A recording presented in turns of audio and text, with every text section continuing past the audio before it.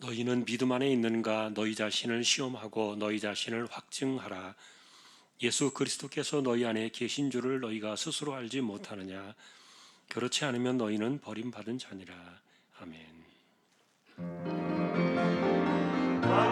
완전하신 주 성령 여기 임하사 영광과 존귀 받아주소서.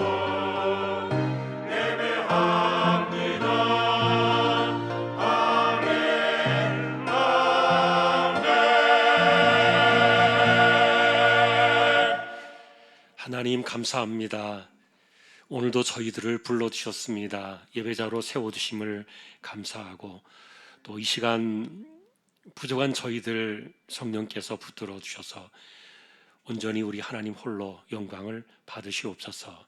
예배의 시종을 의탁합니다. 존귀하신 예수 그리스도의 이름으로 기도하옵나이다. 아멘.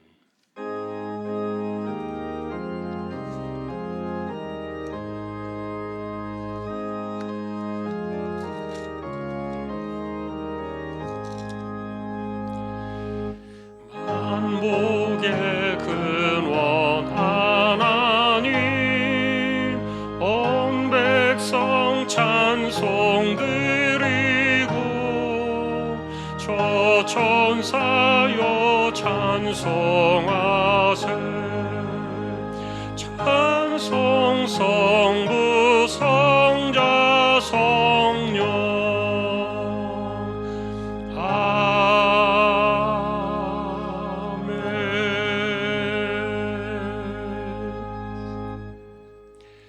전능하사 천지를 만드신 하나님 아버지를 내가 믿사오며 그 외아들 우리 주 예수 그리스도를 믿사오니 이는 성령으로 잉태하사 동정녀 마리아에게 나시고 본디오 빌라도에게 고난을 받으사 십자가에 못 박혀 죽으시고 장사한 지 사흘 만에 죽은 자 가운데서 다시 살아나시며 하늘에 오르사 전능하신 하나님 우편에 앉아 계시다가 저리로서 산 자와 죽은 자를 심판하러 오시리라.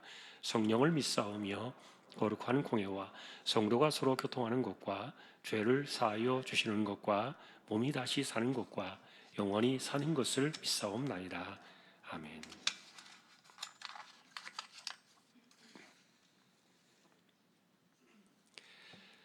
하늘이 하나님의 영광을 선포하고 날은 날에게 말하고 밤은 밤에게 지식을 전하니 언어도 없고 말씀도 없으며 들리는 소리도 없으나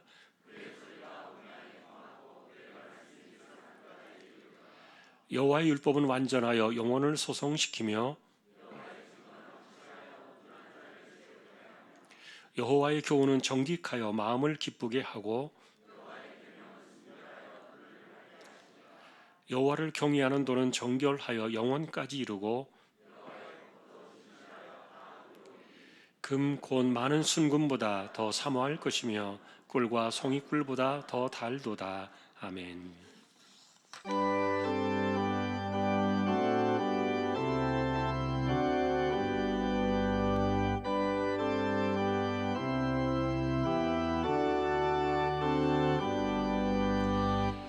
환난과 핍박 중에도 성도는 신앙 지켰네.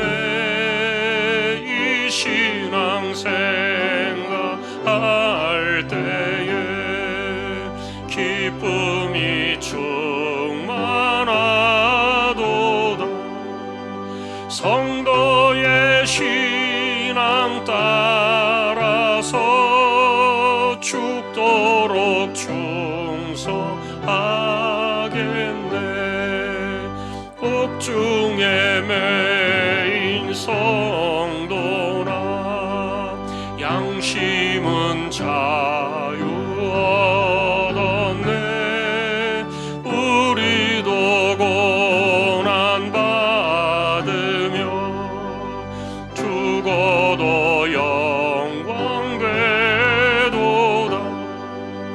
성도의 신앙 따라서 죽도록 충성하겠네.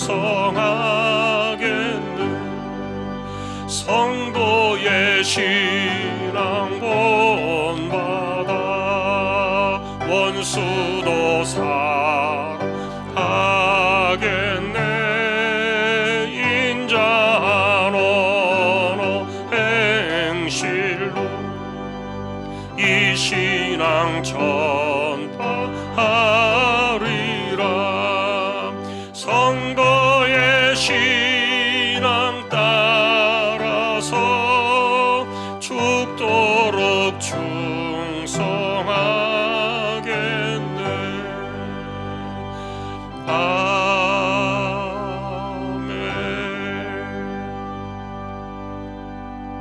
아멘. 우리의 힘이 되시는 아버지 하나님, 지난 1회 동안도 흩어져 살아가는 주왕의 성도들을 주님 장종 안에 붙들어 주셨다가 오늘도 하나님께서 정하신 이 거룩한 날, 이 예배 자리에 우리를 불러 모아 주시고 성도들이 예배하는 이 귀한 시간 우리 하나님 홀로 영광을 받아 주시니 참으로 감사합니다.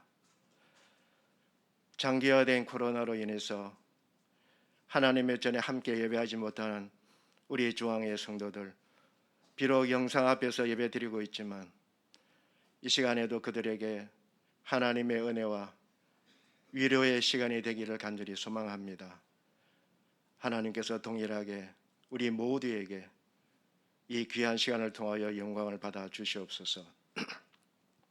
하나님, 우리는 참 하나님 앞에서 심히 연약하고 부족할 수밖에 없는 죄인들임을 고백합니다. 죄에 대하여 넘어지고 쓰러질 수밖에 없는 저희 인생들입니다. 또한 각자 자기의 소견에 옳은 대로 행하며 살아갈 수밖에 없는 죄인임을 고백합니다. 이 시간 우리들을 하나님께서 불쌍히 여겨주시고 용서하여 주시옵소서. 우리의 힘으로는 이 죄악 가운데서 우리가 벗어날 수 없사오니 오직 예수 그리스도의 십자가의 보혈의 공로로 인해서 먹빛보다 붉은 우리 죄를 다 용서하여 주시고 하나님께서 우리를 어려운 자로 삼아 주셨사오니 우리는 그날까지 믿음 안에서 승리해 나가며 복 있는 자로 살아갈 수 있도록 다시 한번 하나님께서 우리를 거둬주시기를 간절히 소망합니다. 이 시간에 우리의 더러워진 하나님, 우리의 심령들이 하나님의 그 말씀으로 거듭나기를 간절히 소망합니다. 말씀을 들고 이 자리에 서시는 우리 한건수 담임 목사님, 오늘도 하나님께서 주시는 그 말씀을 통해서 예배한 우리 모든 심령 가운데 더러워진 우리 심령들이 깨끗하게 씻겨지는 귀한 복된 시간 되게 하시고 또 목사님의 입술을 통해서 하나님의 말씀이 우리에게 증거될 때마다 그 말씀이 또 우리가 이 땅을 살아가는 믿음의 길에 설 수 있도록 하나님께서 역사하여 주시옵소서. 우리 목사님 목회하시는 그날까지 언제나 하나님의 오른손에 꼭 붙들림을 받게 해 주셔서 이 시대에 맡겨주신 하나님의 사자로서의 본분을 온전히 잘 감당할 수 있도록 하나님께서 역사하여 주옵소서. 주님께서 왕으로 세워주신 우리 주왕교회와 우리 주왕의 성도들을 지금까지 하나님께서 품어주시고 앞으로도 하나님 주님께서 다시 이 땅에 오시는 그날까지 함께 하시기라고 약속하신 그 말씀을 지켜나가게 하시니 참으로 감사합니다. 이 시대에 우리 교회가 감당해야 될 하나님의 선한 사역들을 온전히 잘 감당하게 하시고 우리 주왕의 성도들은 믿음의 이 나그네 길을 한눈 팔지 아니하고 오직 우리의 마음속에 예수 그리스도가 함께 계시는가를 확정하면서 살아나가게 하시는 하나님의 거룩한 백성들이 다 될 수 있기를 간절히 소망합니다. 하나님 아버지, 우리 주왕의 성도들 가정 위에 이 어려울 때에 하나님께서 함께 해주시고 많은 성도들이 지금 하나님께서 이 어려운 시간들을 보내고 있지만 그러나 이것이 끝이 아니라는 사실을 분명히 알게 하시고 이 어려운 이 시기도 속히 지나가리라는 그 하나님의 약속의 말씀처럼 반드시 우리는 그날을 바라보면서 잘 이겨내게 하소서. 정말 하나님이 나의 편이 되심을 다시 한번 믿고 힘있게 살아나가는 우리 주왕의 성도들 가정 다 되기를 간절히 소망합니다. 하나님, 내가 믿는 그 하나님을 우리 스스로가 작은 하나님으로 만들어가고 있지는 아니한지 다시 한번 돌아보게 하여 주옵소서. 우리 앞에 놓여져 있는 작은 문제라도, 또 우리 앞에 놓여져 어떤 큰 문제라도 그 문제만을 바라보면서 그 문제보다 크신 하나님이 나의 하나님 되심을 깨닫지 못하고 살아가는 저희들 되지 않기를 간절히 소망합니다. 어떤 문제보다도 크신 하나님이 바로 내가 믿는 그 하나님이시고, 그 문제를 해결하시는 분이 나의 하나님 되심을 분명히 믿고 그 믿음으로 살아나가는 우리 주왕의 믿음의 성도들 다 되게 하여 주옵소서. 우리의 가정의 자녀들을 주님 부탁합니다. 하나님을 경외함으로 말미암아 지혜와 총명이 충만한 자녀들 되게 하시고, 또 세상적으로는 지식과 재능이 겸비하여서 세상 사람들이 감당할 수 없는 자리에 세움받는 그런 우리 귀한 자녀들 꼭 되게 하여 주옵소서. 이 어려울 때에도 하나님, 우리 교회가 선교적인 사명을 감당할 수 있도록 힘을 더해 주시고, 특별히 우리 주왕의 성도들이 이 선교적인 사명에 마음을 다해 같이 동참하게 해 주셔서 주님이 이 땅에 오시는 그날까지 마지막까지 우리가 복음을 전하는 전달자가 되기에 부족함이 없도록 주인 사명 감당하게 하여 주옵소서. 우리가 돕고 있는 미얀마 땅과 라오스 땅, 네팔 땅, 또 그 외에 우리가 하나님 부족하지만 적은 물질로도 돕고 있는 선교지에도 하나님께서 함께해 주시고, 이 어려운 이 시기 가운데서도 하나님의 특별하신 도움의 손길을 통해서 우리 선교사님 가정과 또 그 가족들과 하는 그 사역 위에 하나님의 크신 은혜와 사랑으로 늘 동행하여 주시기를 원합니다. 하나님, 얼마 전에는 우리 교회가 또 하나님 앞에 작은 일로 또 이렇게 헌신하게 하시니 감사합니다.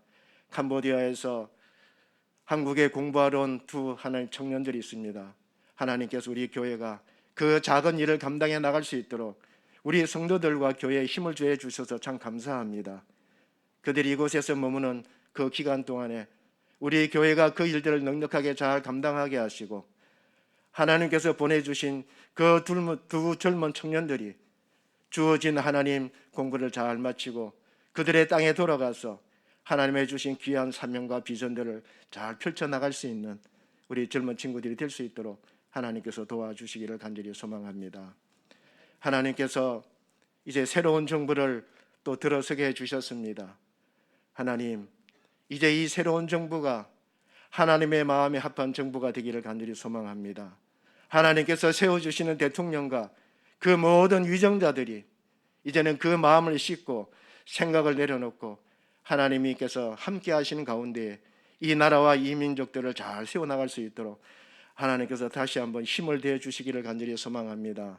나라의 정치와 경제와 또 사회, 모든 문화, 모든 면에 있어서 이제는 하나님께서 새 수레 또 새 가죽 부대에 넣는 그런 나라와 민족이 될 수 있도록 하나님께서 자비를 베풀어 주시옵소서.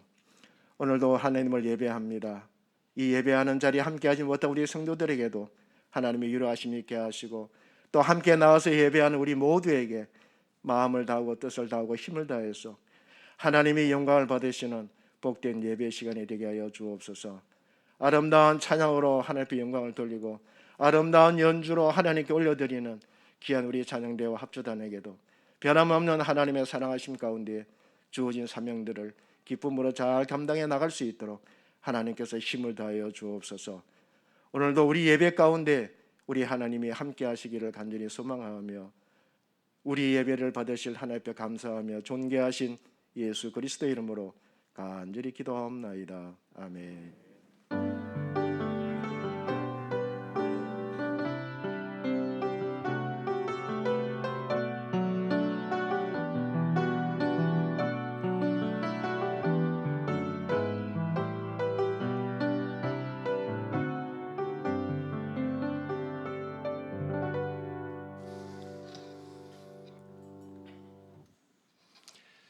오늘 주실 하나님 말씀은 출애굽기 14장이 되겠습니다.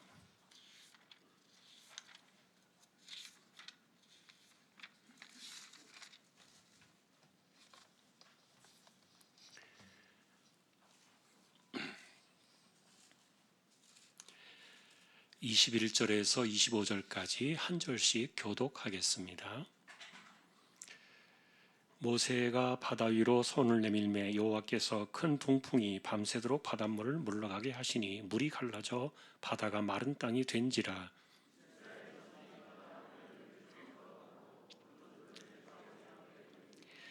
애굽 사람들과 바로의 말들 병거들과 그 마병들이 다 그들의 뒤를 추격하여 바다 가운데로 들어오는지라.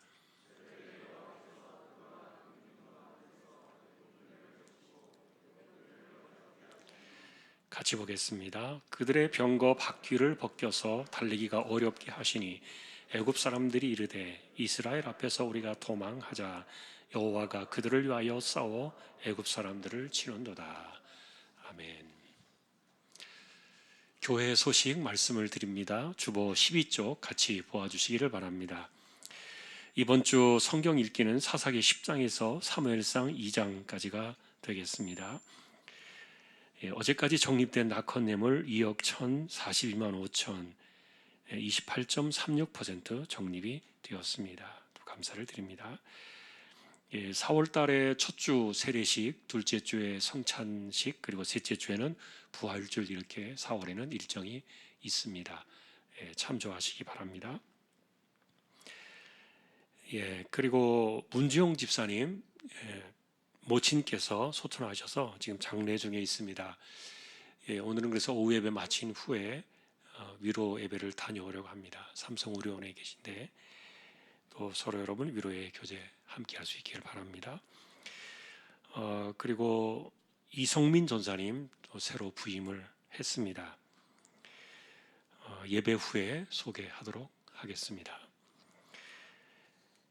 오늘 아래 광고는 인셀돔 대리점 양순혜 집사님 사업장 소개되고 있습니다. 기도해 주시기 바랍니다. 다른 소식들은 주보를 보아주시기 바랍니다. 이제 하나님 앞에 예물을 드리는 시간입니다. 정성껏 준비하신 예물을 하나님께 드리겠습니다.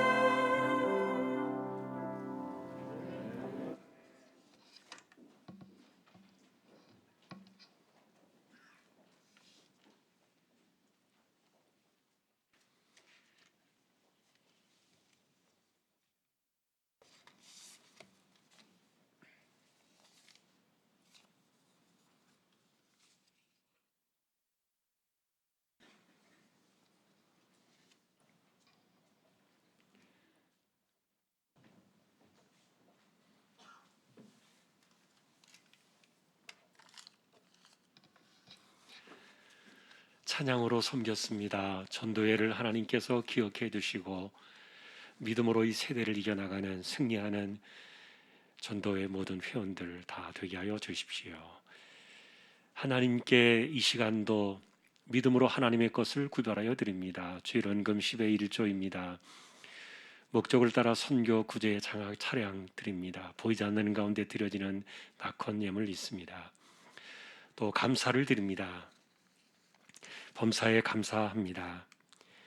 사랑하는 동생 장례를 잘 치르게 하심에 감사하며 하나님 알지 못하고 살아온 나그네 길의 종착지에서 주님을 영접하고 이제 아픔과 눈물이 없는 천국에서 영원한 안식을 누릴 것을 믿습니다. 주님의 선하심과 한없는 사랑의 찬양과 영광을 올려드립니다. 하나님의 은혜로 가족 모두가 코로나를 이겨내고 예배드릴 수 있게 됨에 감사하며 둘째 딸 학교 근처로 잘 이사하고 적응하게 해주신과 저희 가족 모두 더욱 잘 하나님을 섬기며 헌신하며 살아가고 양가 부모님, 형제 조카들 전도할 수 있도록 성령님 허락하여 주십시오. 하나님의 은혜임을 감사드립니다. 범사에 감사합니다. 가족 건강 지켜주심에 감사합니다. 어렵고 힘든 상황에도 주님만 바라며 늘 감사하고 기뻐 찬양하게 하소서. 지난 한 주간의 삶도 주님이신 은혜 가운데 기쁨으로 살았습니다. 감사합니다. 항상 기뻐하라, 쉬지 말고 기도하라, 범사에 감사하라. 좋은 날씨 주셔서 이사 잘하게 해주신 은혜에 감사를 드립니다. 가정 예배 드리게 하심에 감사합니다. 하나님의 손길로 이루어 주십시오.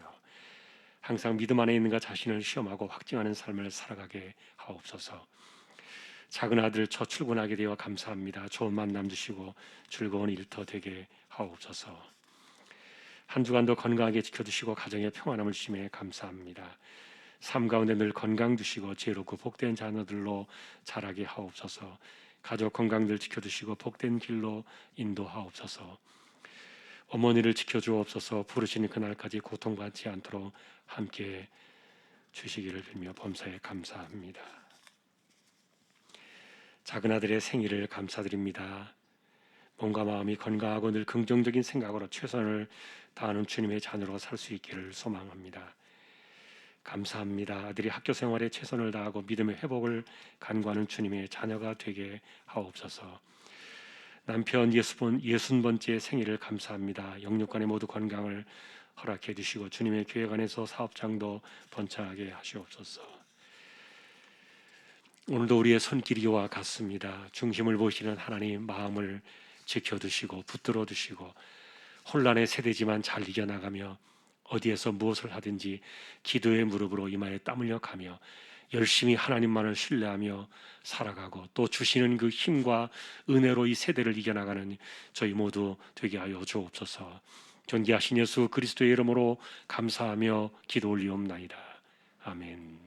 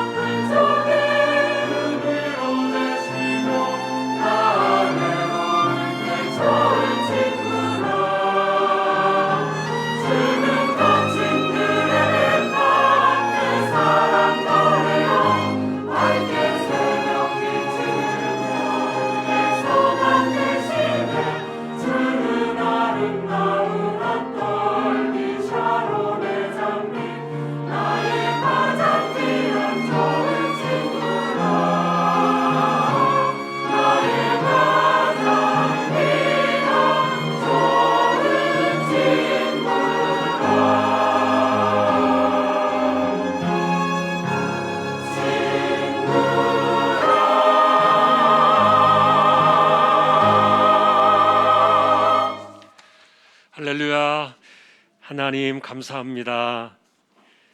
오늘도 귀한 종들을 세워주셔서 찬양으로 섬기게 하시니 감사합니다. 언제나 우리 하나님 홀로 영광을 받으시옵소서. 이 시간은 이제 저희가 말씀 앞에 서려고 합니다. 부족한 종과 저희 모두를 말씀으로 인도하여 주십시오. 존귀하신 예수님의 이름으로 기도합니다. 아멘. 평안하셨습니까? 오늘도 말씀 앞에 서게 된 저와 여러분들에게 주님의 평강이 함께 하시기를 예수님의 이름으로 축복합니다. 오늘도 우리는 또 하나의 믿음의 사건, 홍해 이야기를 찾아가 볼 생각입니다. 이 사건에 대한 히브리서의 증언은 이렇게 나와 있습니다. 믿음으로 그들은 홍해를 육지같이 건넜으나 애굽 사람들은 이것을 시험하다가 빠져 죽었으며, 홍해 사건의 핵심을 두 종류의 사람으로 대조하면서 풀어낸 요약입니다. 한 부류의 사람들은 믿음으로 홍해를 육지같이 건넌 이들이 있고, 또 다른 하나는 시험하다가 홍해에 빠져 죽은 이들이 있는데,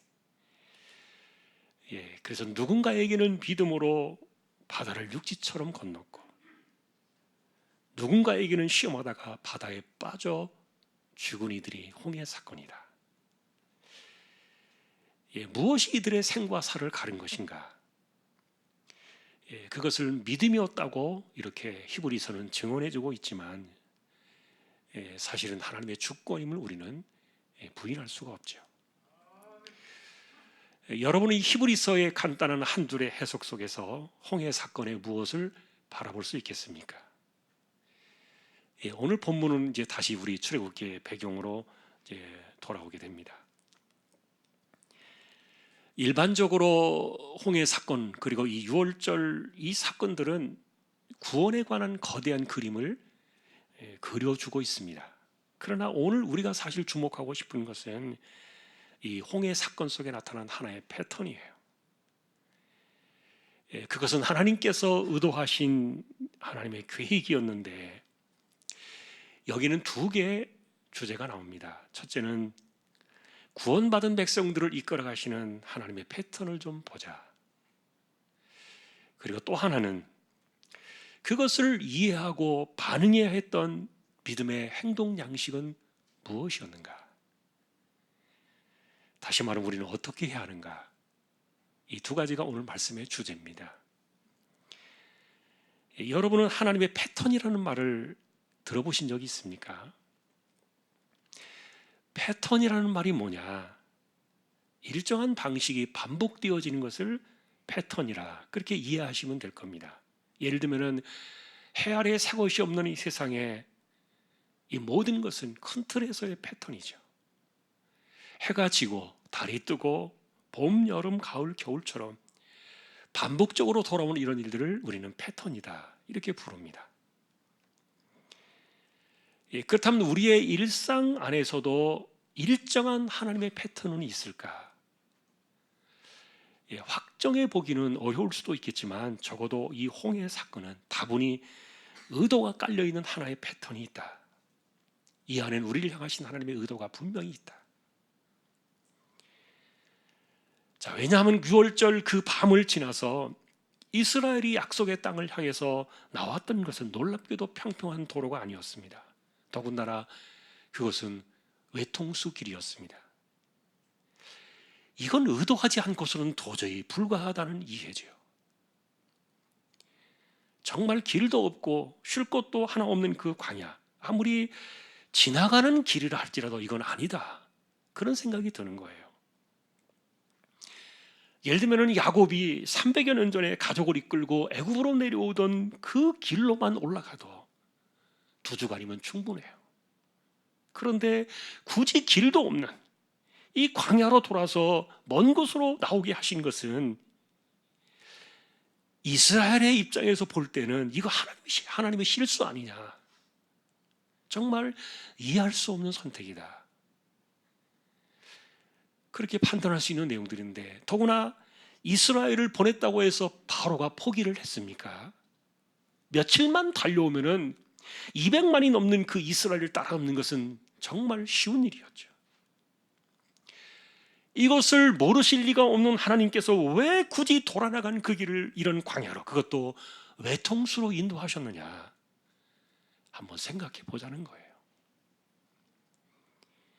여기에 정말 일정한 어떤 하나의 패턴이 들어있었다면 오늘 우리는 믿음으로 세상을 보는 하나님의 방식 하나를 붙들 수 있을 겁니다.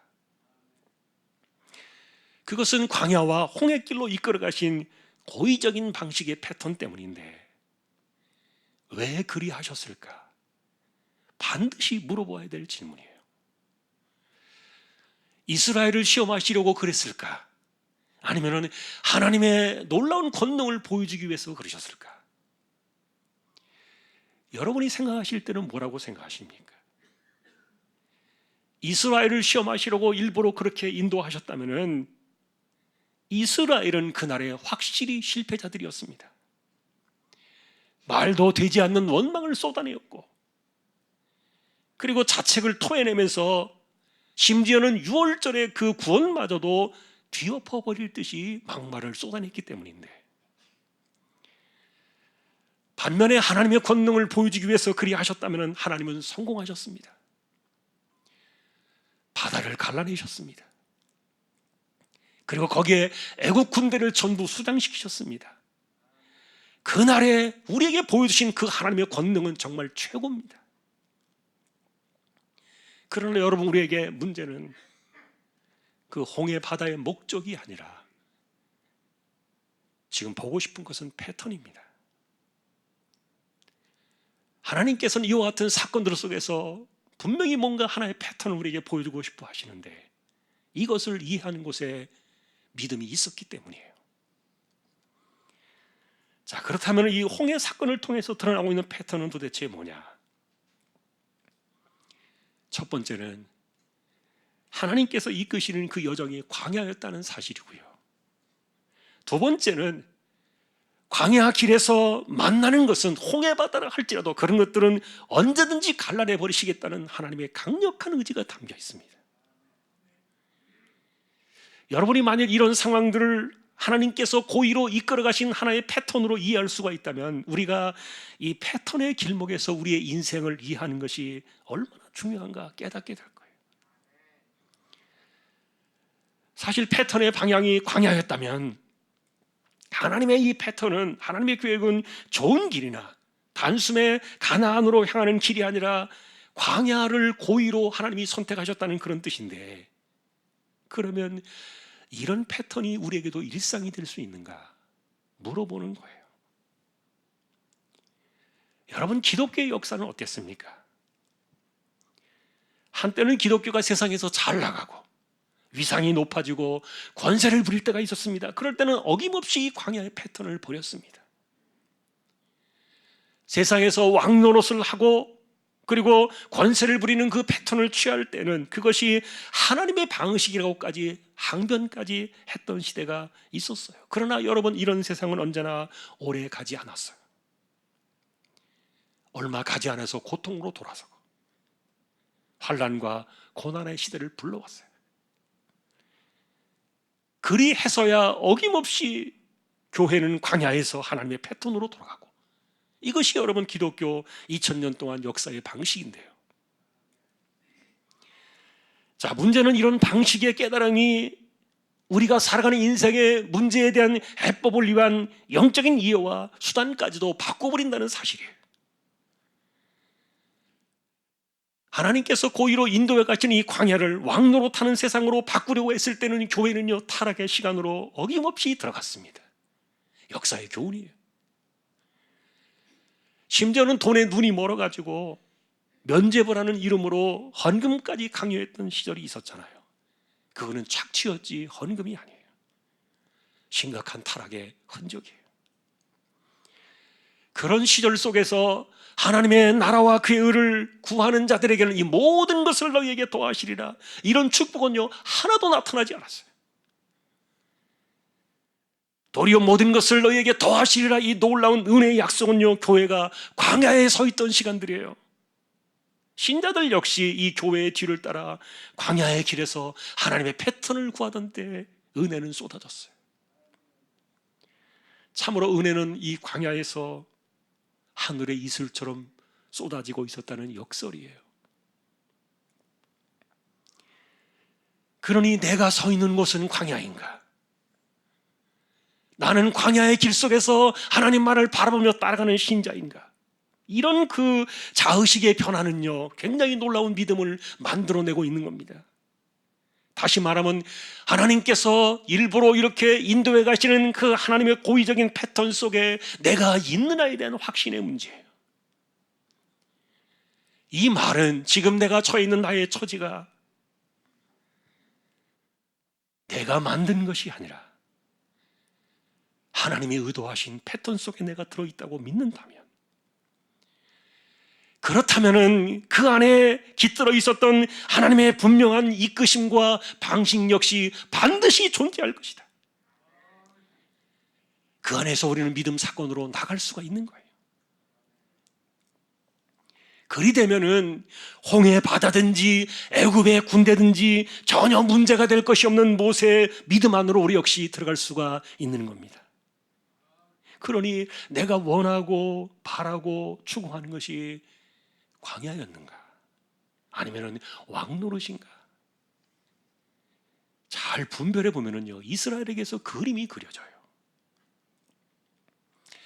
이런 생각을 해보신 적이 있습니까? 두 렙돈의 마지막 헌금을 드리던 가난한 과부의 이야기가 나오는데, 이분이 예수님에게서 최상의 칭찬을 들었습니다. 그 두 렙돈이 뭐길래?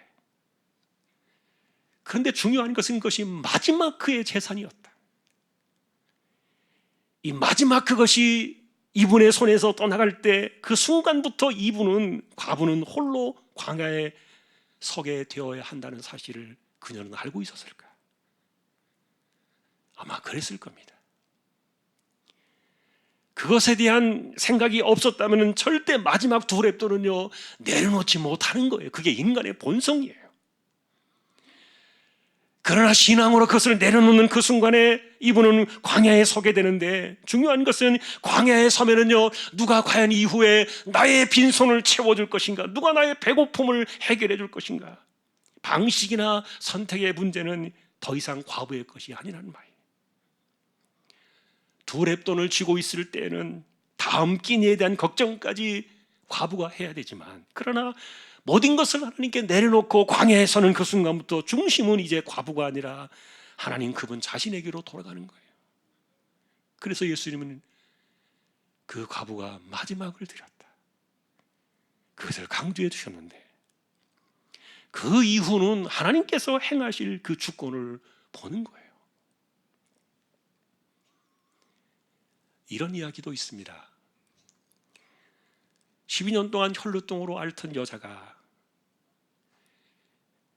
이분이 자신의 인생이 광야에 서 있다는 것을 하나님께서 의도하신 하나님의 패턴 속에 자기가 서 있다는 것을 깨달은 것은 도대체 언제입니까? 가진 재산이 있을 때는 그것이 다 털릴 때까지 의원들을 찾아다녔습니다.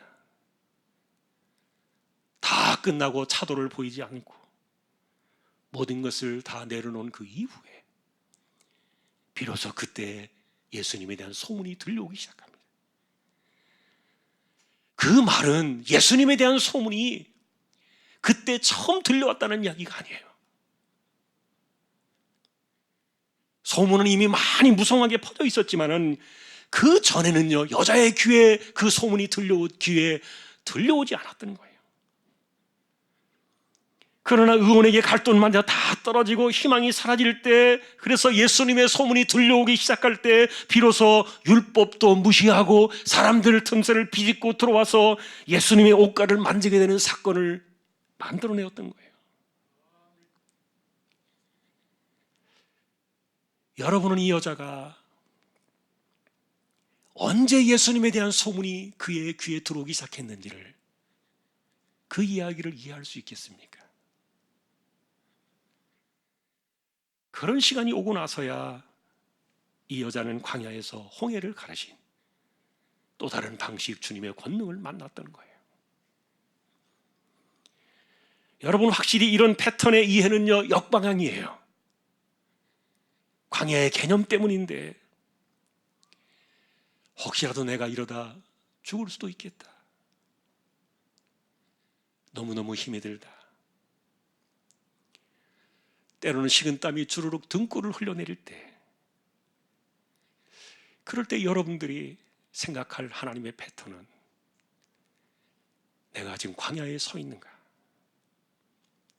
하나님이 나를 이곳으로 인도하셨는가? 이것이 하나님께서 고의로 계획하신 하나님의 섭리인가? 하나님의 패턴을 여러분들이 이해하셔야, 그래야 답이 풀어져요. 스트레스나 염려나 불면증 같은 것은 현대인들에게 가장 고질병 중에 하나라는 통계를 보았어요.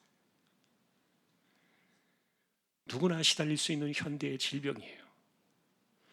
자, 그러나 문제는 여러분, 언제 나의 귀가 열릴 것인가? 그리고 하나님께서 의도하신 바가 있기 때문에 나를 이곳으로 인도하셨다는 그 하나님의 패턴 안으로 내가 언제 들어갈 수 있겠는가? 그런 시간이에요. 여전히 내 손에 쥔 것이 있고, 그리고 여전히 원망 불평하며 자책할 수 있는 그 힘이 아직도 남아있는, 그래서 밤을 지새울 기력이 남아있기 때문에 이 광야를 뒤엎고 싶은, 그래서 광야에 서서 하나님의 이끄심을 보고자 하는 마음은 온데간데 없이 사라져버리고, 자신의 처지와 형편에 대해서 그것을 모두 다시 한번 돌이켜보려고 이렇게 애를 쓰는 그것이 광야를 원망하던 이스라엘의 모습과 무엇이 다를까? 여러분, 이런 역설 이해하셔야 돼요. 그러니 사실 이 본문 속에서 여기에서 광야인가 아닌가 그것도 중요하지는 않아요. 다만 하나님께서 나를 어떤 의도적인 계획 속에서 고의적으로 이런 상황으로 이런 곳으로 인도하셨다는 광야 패턴에 대한 이해가 필요한 거예요. 하나님이 하셨다면 거기에서부터 권능은 일어날 것이고, 그리고 바다가 육지처럼 이어지는 거룩한 역사는 시작될 겁니다. 그러니 만일 하나님께서 여러분들을 고의로 광야로 이끄셨다는 이 패턴을 이해하기 시작하면요, 굉장히 역설적이지만 믿음은 거기서부터 시작이에요. 비로소 거기에서 숨을 쉴 것이고, 그리고 바다를 육지와 같이 건너는 새로운 세상을 만나게 될 겁니다. 사실 이 홍해 바다 앞에 서 있던 이스라엘의 방식은 두 가지였어요. 첫째는 불평하고 원망하고, 그리고 극심한 자책 속에 빠졌던 거예요. 우리가 죽든지 살든지 애굽으로 돌아가는 게 차라리 낫겠다. 모두를 뒤엎어버리고 싶었던 거예요. 여러분이 보시는 이스라엘의 내용입니다. 하지만 우리가 이런 모습들을 바라볼 때요, 우리도 때로는 많이 힘이 들기 때문에, 그래서 때로는 모든 것을 뒤엎고 싶을 때가 아마 여러분들에게도 있었을 거예요. 인생의 시간도 바꾸고 싶고, 지나온 시간도 바꾸고 싶고, 삶의 방식조차도 그렇게 이스라엘처럼 내가 왜 광야에 있어야만 하느냐, 내가 왜 홍해를 만나야만 하느냐, 그러니 완전히 뒤집어 엎어버리고 싶다, 이런 생각들을 여러분들도 하신 적이 있었을 거예요. 문제는 이런 마음들이 일어날 때는요, 신앙이 깨져나가는 것에 대해서도 전혀 개의치 않는 상당히 위험한 극단 속으로 빠져들어갈 수 있다는 거예요. 굉장히 위험한 순간들이에요. 그러나 두 번째 방식은 모세가 우리에게 보여주었어요. 모세는 말했습니다. 구원하시는 여호와를 보자. 그리고 믿음으로 손을 들어서 바다를 갈랐습니다. 바닷속 밑바닥이 마를 때까지 밤새도록 동풍이 불어올 줄은요, 아무도 몰랐을 거예요. 그러나 하나님께서는 단번에 바다를 갈라내시든지, 아니면 밤새도록 동풍으로 이 바다를 마르게 하시든지, 아니면 태풍의 회오리를 불어서 바닷물을 하늘로 끌어올리시든지, 이것은 여러분 모세가 신경 쓸 일이 전혀 아니었어요.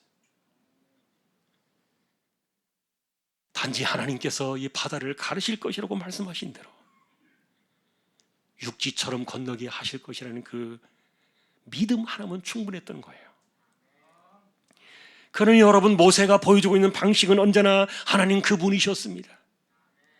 더 중요한 것은 광야로 우리를 이끌어내시니가 하나님이시요 홍해 앞에 서게 하시니가 하나님이시라면, 그렇다면 이 홍해 역시 하나님께서 하실 것이라는 그분에 대한 변함없는 이 믿음, 이 패턴 속에 모세는 들어가 있었던 겁니다.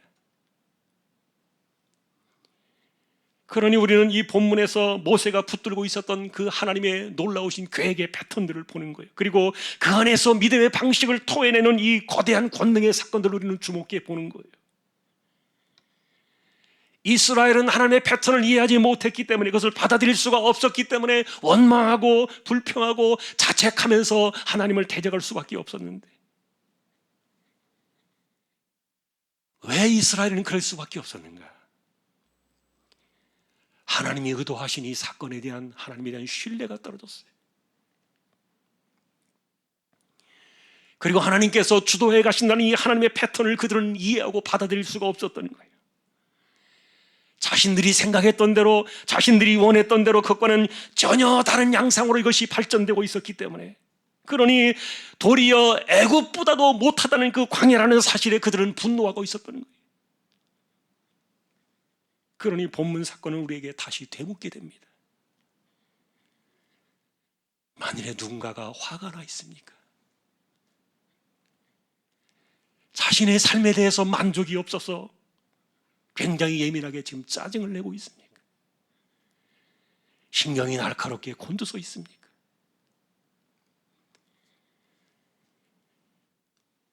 그렇다면 그가 내뱉는 그 원망이나 불평이나 자책을 쏟아내는 그런 것이, 그렇게 하는 것이 과연 그게 답인가? 그렇게 한다고 그것이 해결이 되느냐고 되물어봐야 돼요. 만족이 안 되고 이해가 안 되고 그리고 감정이 그러하기 때문에 그냥 뒤엎어버리고 싶다, 그런 생각이 얼마나 위험한가를 말해주는 겁니다. 이스라엘은 정말 그랬습니다. 다 쏟아내고 말았죠. 마지막 순간 이 바다가 육지처럼 갈라질 때까지 그랬던 그들에게서 우리는 큰 교훈을 얻는 거예요. 여러분, 반면에 모세는 의심하지 않았어요. 심지어 군대가 가까이 붙었습니다. 큰일 났습니다. 백성들이 난리를 치면서 요동을 치면서 정말 심경질적으로 원망의 소리를 뿜어낼지라도 모세는 전혀 의심하지 않았어요. 결국 성경을 보니까 하나님께서 불기둥을 세우셔가지고 그 불기둥에 담장을 쳐서 한 사람도 들어오지 못하게 막아내셨지만, 그러나 하나님께서 이렇게 광야로 인도하시고 홍해 앞에 서게 하셨던 이 하나님의 패턴을 이해하고 있었던 모세였기 때문에, 그것이 불기둥이든지 아니면 담벼락이든지 지켜내는 방식은요, 모세에게는 중요하지 않았다는 말이에요. 왜냐하면 하나님이 계획하신 거니까. 하나님이 일부러 이렇게 이끄셨는데, 그러니 하나님께서 지켜내시고 보호하시는 방식은 그게 하나님의 몫이 아닙니까? 그렇기 때문에 하나님께서 의도된 패턴이라는 그 사실을 이해할 때 하나님 그분 자신이 중요한 것이지, 그 방식은 모세가 신경 쓸 일이 아니었다는 거예요. 사실 하나님께서 하실 거야. 예를 들어서 여러분, 이런 말은 영원한 진리지만 사실 우리의 현장 속에서는 그렇게 감흥이 별로 없어요. 하나님 무엇을 어떻게 하셨느냐? 눈에 보이는 거, 손에 잡히는 거, 귀로 들려오는 거, 이런 방식과 섭리에 우리는 더 많이 관심을 가질 수밖에 없는데, 인간이 외적인 것에 집중하는 존재다 보니까 어쩔 수가 없죠. 그래서 성경도 사실은 그런 것들을 더 많이 기록하고 있어요. 우리 인간들에 대한 배려예요. 오늘 우리가 읽으신 이 본문의 사건도 사실 관심거리는요, 바닷속 그 땅바닥이에요. 21절에서 보니까 이스라엘이 건널 때 큰 동풍으로 밤새도록 바닷물을 물러가게 하셔서 물이 갈라지고 바다가 마른 땅이 되었다, 그렇게 나오지 않습니까? 여러분, 바닷속이 땅바닥이 마르려고 한다면 얼마나 바람이 불어야 되겠습니까? 그리고 이 바닷물이 갈라져서 벽을 세우려고 한다면 도대체 어떤 바람이 불어야 되겠습니까? 문제는 이런 일들이 하나님께 어렵지 않다는 거예요. 이스라엘이 바다 가운데를 육지로 걸어가고 물이 좌우에 벽이 되었다는 이 구절은 인간적으로 이해하기 어려울 겁니다. 그러나 하나님께는 아무것도 아닙니다. 하나님은 계획하신 대로 하셨습니다. 이것을 히브리서는 믿음으로 해낸 승리였다고 적어놓고 있었다는 거예요.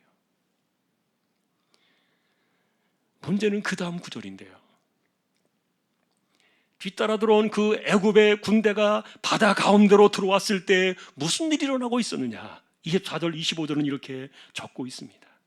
그들 군대가 이 바다를 빠져나오지 못하게 하시려고 하나님께서 그 군대를 어지럽게 하셨다, 이렇게 나오는데, 이 어지럽게 하셨다는 단어를 제가 히브리 원문을 찾아보니까 이 단어의 의미가 참 재밌어요. 이게 무슨 말이냐면 그냥 막 패버리셨다는 뜻이에요. 여러분, 예를 들면 이런 그 분위기 이해하실 수 있습니까? 아이가 자기 아버지에게 쫓아와서 이야기합니다. 제가 나 죽이려고 그래요. 팔을 걷어붙이고 아버지가 달려가서 자기 아들을 협박하는 그 사람을 두드러 패주는 그런 광경, 이게 어지럽게 하셨다는 그런 의미더라고요. 성경의 단어가 참 재밌어요. 여기가 어디라고 감히 넘보느냐? 이들이 과연 누구냐? 내 백성인데. 맛 좀 봐라. 하나님이 두들겨 패신 사건이에요. 심지어는 그 병거 바퀴까지 벗겨내시니까 달릴 수가 없는 거예요. 중요한 것은 이 광경이요, 그들이 같은 바닷속 땅바닥에 있었다는 거예요. 그런데 왜 이스라엘이 건널 때는 마른 땅이 되었는데 왜 이들이 건널 때는 진흙탕 같은 바닥으로 이것이 바뀌어서 바퀴가 푹푹 빠져나가는 가운데 앞으로 그들이 나아갈 수가 없게 하신 것인가? 마치 뻘밭에 빠진 사람들처럼. 이것을 히브리서는 그들이 시험하다가 빠져 죽었다, 그렇게 적었습니다. 여러분, 사실 하나님께 애국 군대 정도가 무슨 문제가 되겠습니까? 하나님께서 수고스럽게 불기둥까지 세우면서 애국 군대를 막아내시려고 병풍을 치실 이유가 뭐가 있겠습니까?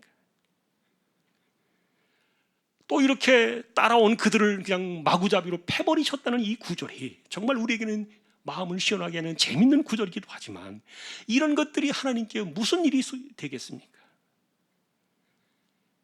그런데 문제는 홍해입니다. 이 모든 사건들을 중심으로 결말을 지으려고 하셨다는 것은 하나님의 계획은 홍해였다는 말이에요. 그러니 누군가에게 이 홍해는 구원의 바다가 될 것이요, 누군가에게 이 홍해는 죽음의 바다가 될 것이다. 이것을 가르는 믿음의 사건은요, 하나님 그분 자신이셨어요. 그러니 어느 누가 이런 일들을 계획하고 어느 누가 이런 것들을 진행할 수 있으실 것인가?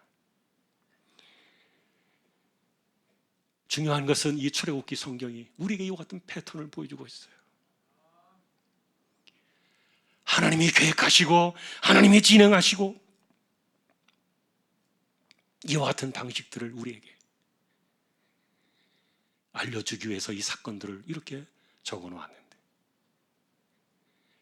그러니 여러분, 이제는 3,500년 전의 그들이 아니라 문제는 이제 우리 자신입니다.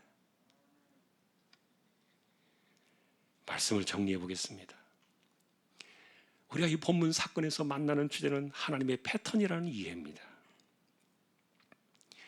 하나님이 계획하셨고 일부러 이끄셨고, 그러니 하나님이 하실 거라는 그 믿음이 여기에서부터 나왔다는 거예요. 그리고 문제는 거기가 광야였고 바다였다는 사실입니다. 그러니 하나님이 일부러 광야로 이끄셨다. 그리고 홍해바다 앞에 그들을 세우셔서 하나님의 권능과 은혜를 보게 하셨다. 우린 그 하나님을 주목하자는 겁니다.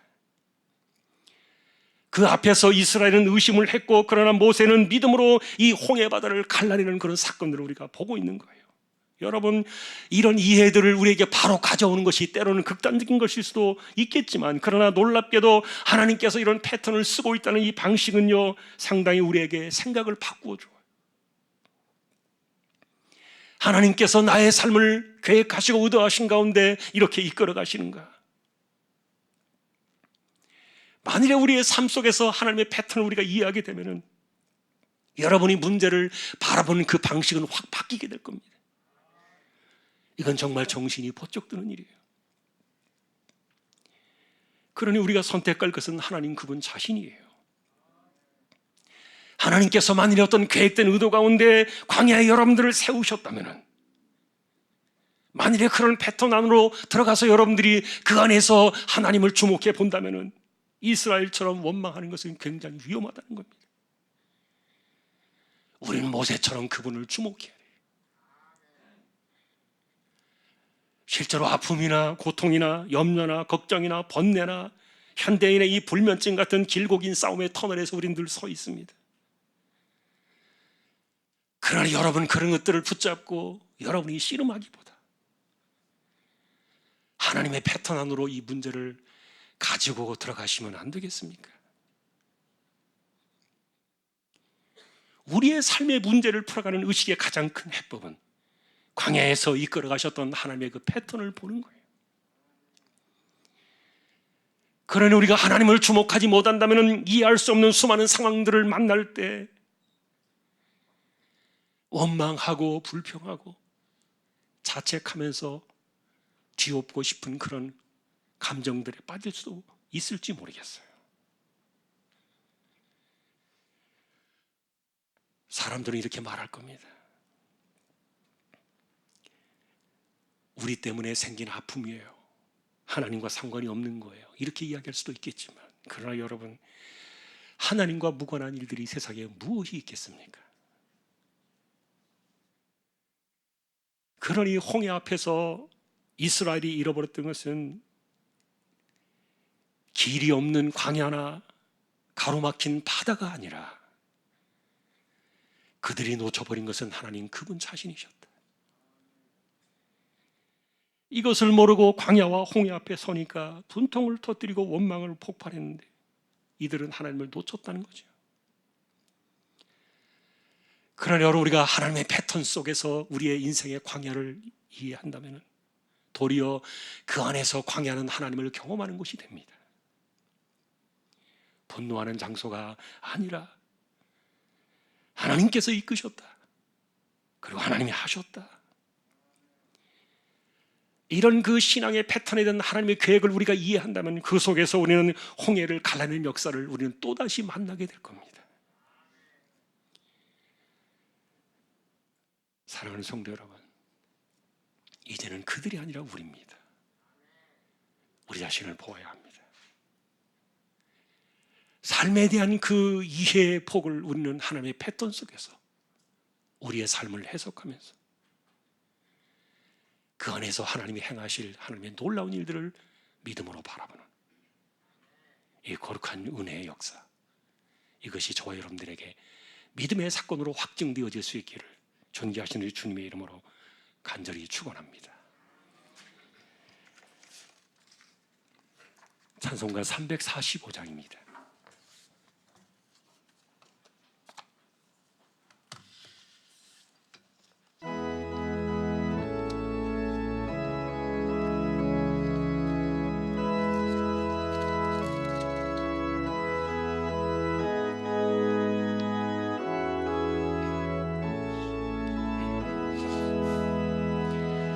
캄캄한 밤 사나운 바람 불 때 만경창파 망망한 바다에 외로운 배 한 척이 떠나가니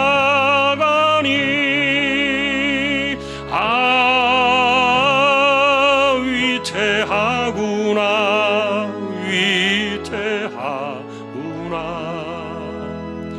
비바람이 무섭게 몰아치고 그 성난물 큰 파도일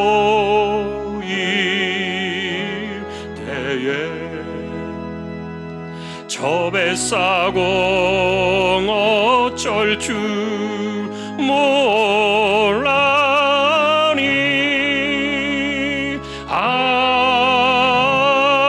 가련하구나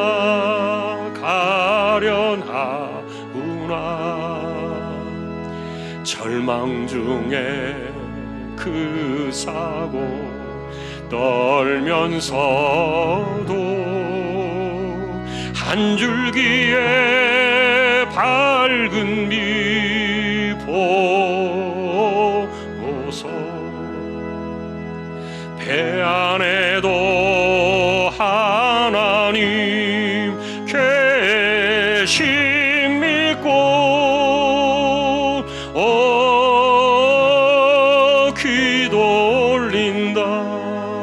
기도 올린다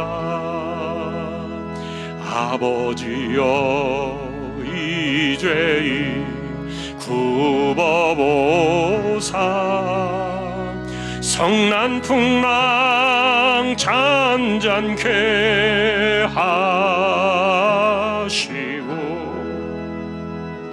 이 불쌍한 인생을 살리소서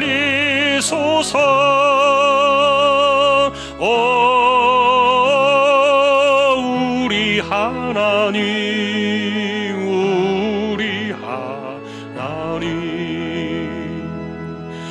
모진 바람 또한 큰 물결이 제 아무리 성내어 터져도 권능의 손 그노를 저으시니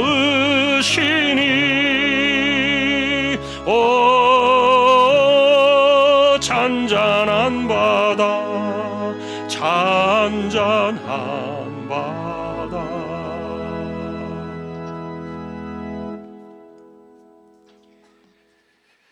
오늘도 우리의 삶에 간섭하시며 섭리하시는 하나님을 찬양합니다. 하나님의 이 방식들을 우리가 이해할 때 하나님이 인도하셨기 때문에 하나님이 하실 거라는 믿음 안으로 들어가다 모세와 같이 우리의 믿음이 그러하게 하여 주옵소서.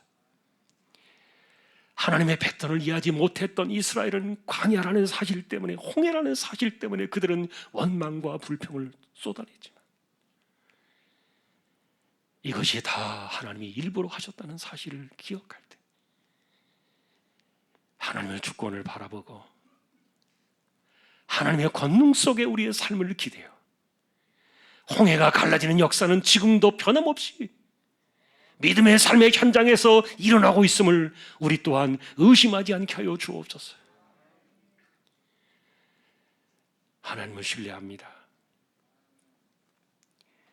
비록 그것이 광야이기 때문에 사람들은 분노하고 원망할 수도 있지만 그러나 도리어 그 안에서 하나님의 패턴을 발견할 때 하나님이 하실 일을 기대하며 하나님이 왜 인도하셨는가? 왜 이런 길로 나를 세우셨는가를 하나님 안에서 이해하며 하나님의 위대한 역사를 바라볼 수 있는 우리 모든 조항의 식구들 다 되게 하여 주옵소서. 조항의 식구들을 의탁합니다. 이재용 집사님, 최태경 청년, 신비한 집사님, 조인성 청년, 김한솔 청년, 백형래 집사님, 조말순 집사님, 연약한 이들입니다. 암 치료하시는 분들이 있습니다. 몸을 붙들어 주시고 마음에 새 힘을 주십시오. 연세 많으신 분들 기력을 더해 주시고 맑은 정신 총기가 흐려지지 않게 하여 주옵소서. 혼란의 세대를 여전히 지나가고 있습니다. 두려워하지 않게 하시고 담대한 가운데 이 세대를 잘 이겨나갈 수 있도록 우리 모두를 꼭 붙들어 주십시오. 하나님이 보내신 주님의 종의 자리, 선교지를 꼭 기억해 주시고 개척된 교회와 세우신 정부 하나님의 나라와 백성들 그리고 교회 안팎을 하나님께서 기억해 주시고 우리 주일학교를 하나님 붙들어 주시기를 소망합니다. 생업을 의탁합니다. 어디에서 무엇을 하든지 삶을 지켜주시고 건강하고 무탈한 가운데 승리하는 이 세대의 믿음의 식구들 모두 되게 하여 주옵소서. 우크라이나의 땅에도 하나님의 평화가 있기를 원하고 악한 세력이 반드시 끊어지게 하시고 새로운 정부에서도 하나님을 대적하는 일들이 일어나지 않도록 하나님께서 붙들어 두시고 간섭하여 주옵소서. 예배를 마치고 돌아갑니다. 우리의 삶 속에도 승리의 은혜가 함께 하시기를 소망하오며 존귀하신 예수 그리스도의 이름으로 감사하며 기도 올리옵나이다. 아멘. 축도하겠습니다.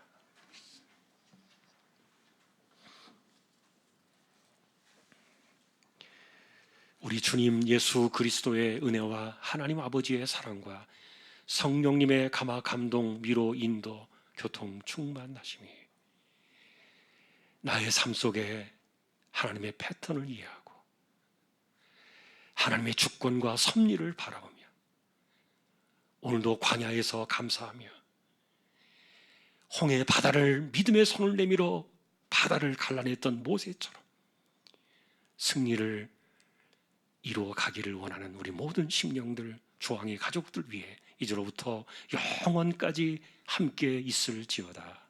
아멘.